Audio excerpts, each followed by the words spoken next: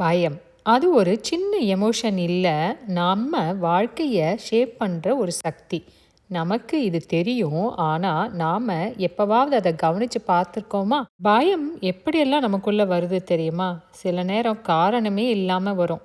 ஒரு ஆங்ஸைட்டி, ஒரு ரெஸ்ட்லெஸ்னஸ், ஒரு அன்ஈசினஸ். சில நேரம் அது பேனிக்காக மாறும், மனசு வேகமாக அடிச்சுக்கும், உடம்புல ரியாக்ஷன் காட்டும். சில நேரம் அது நம்ம ஃப்ரீஸ் பண்ண வச்சிடும், நாம் செய்யணும்னு நினைக்கிறத செய்ய விடாது, நல்லா தெரிஞ்ச விஷயமே மறந்து போயிடும். சில நேரம் பயம் அப்படியே தெரியாது, அது கவலையாக இருக்கும், ஓவர் திங்கிங்காக இருக்கும், நாளைக்கு என்ன ஆகும், என்ன தவறு நடக்கும்னு ஒரு சைலண்ட் டென்ஷன் கூட இருக்கும். அதுதான் க்ரானிக் ஃபியர். இதோட எக்ஸ்ட்ரீம் என்னென்னா பேரனோயா. எல்லாமே த்ரெட் மாதிரி தோணும், யாரையும் நம்ப முடியாது. ஆனால் இதுலேயே முடிஞ்சிடல. பயத்துக்கு இன்னும் நிறைய முகங்கள் இருக்குது. நாம் அன்னீசியாக இருக்கிறது, ஸ்கேர்டாக இருக்கிறது, காஷியஸாக இருக்கிறது, பிளாக் ஆகி நின்று போயிடுறது, ஷை, ஸ்பீச்லெஸ்னஸ், டிஃபென்சிவ்னஸ், இன்செக்யூர். இது எல்லாம் ஒரு விஷயத்தோட வேறு வேறு முகம். அது பயம். நம்ம வாழ்க்கையிலேயே பாருங்கள், எதுக்கெல்லாம் நமக்கு பயம் இருக்குன்னு.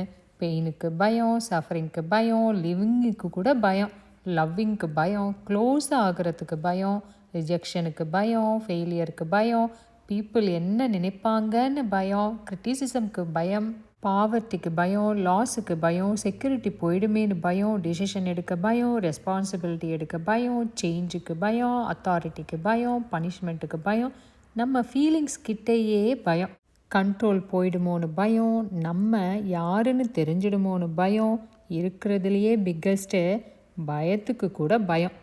ஆனால் இவையெல்லாம் பார்த்தா ஒரு கேள்வி வரும், இந்த பயம் எங்கிருந்து வருது?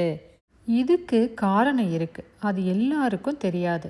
நமக்கு பயம் வரும்போது அது வெளியில் பார்த்தா பயம் மாதிரி தான் தோணும், ஆனால் உள்ளே என்ன நடக்குது தெரியுமா?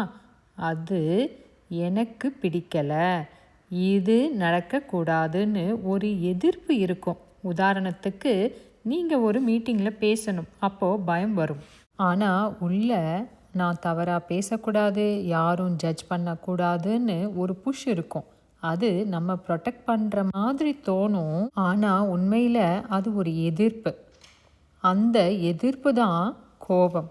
அதனால தான் பயத்தை அவாய்ட் பண்ணாமல் அதை ஃபேஸ் பண்ண ஆரம்பிக்கணும். முதல்ல பயம் போயிடாது, அதுக்குள்ளே இருந்த அந்த கோபம்தான் மேலே வரும்.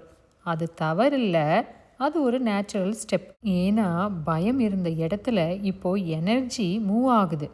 அந்த நேரத்தில் அந்த பயத்தையும் அதுக்குள்ளே இருக்கிற அந்த கோபத்தையும் ஜஸ்ட் அப்சர்வ் பண்ணிவிட்டு பிடிச்சு வைக்காமல் லெட்கோ பண்ண ஆரம்பித்தா, அதுக்கப்புறம் மெதுவாக ஒரு மாற்றம் நடக்கும்.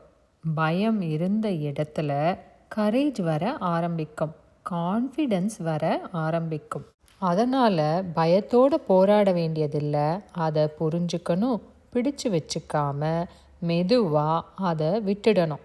அப்போது நாம் எதுவும் செய்யாமலேயே அது தானாக மாறிடும்.